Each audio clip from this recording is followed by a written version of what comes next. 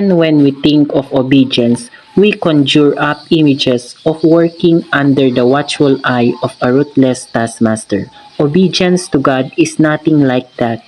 Obedience to God simply means following the teachings of Jesus, not to avoid negative consequences, not to receive a blessing. We obey God because we love Him and know in our heart that His instruction and guidance is absolutely the best path forward. For this is the love of God, that we keep His commandments, and His commandments are not burdensome. Following the teachings of Jesus gives our lives purpose, meaning, and makes everything we do worthwhile. The Bible supplies us with an understanding of what it means to obey God. However, sometimes the right path forward is not perfect. As believers, we only need to listen for the nudging of the Holy Spirit to ascertain God's choice for our lives in any given circumstance. The more we study the Word of God, and the more time we spend in prayer, the easier it will be to connect with the Holy Spirit and discern what obedience to God requires. Keep in mind, our obedience to God in small matters is equally as important as in large matters. Small acts of service to God can lead to large blessings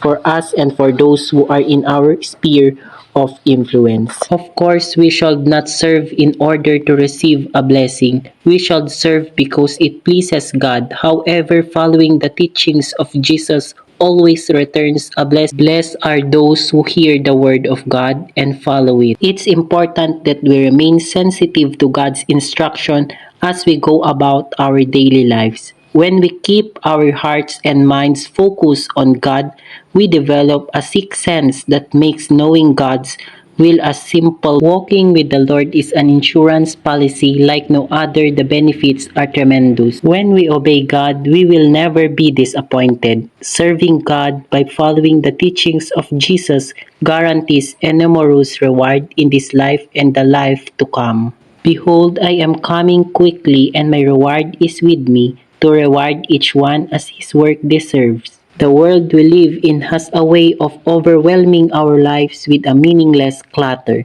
We have an enemy that works overtime, pushing us away from God and making a bold attempt to move us off in the wrong direction. It's important that we frequently take some time throughout our day to access our next steps of obedience to God. No matter what direction God is guiding you, know deep in your heart His instruction is the best course of action for you and those around you. There is absolutely nothing as important as our obedience to God. Following the teachings of Jesus, serving God by serving others, and sharing God's love at every opportunity will fill your life with joy and peace.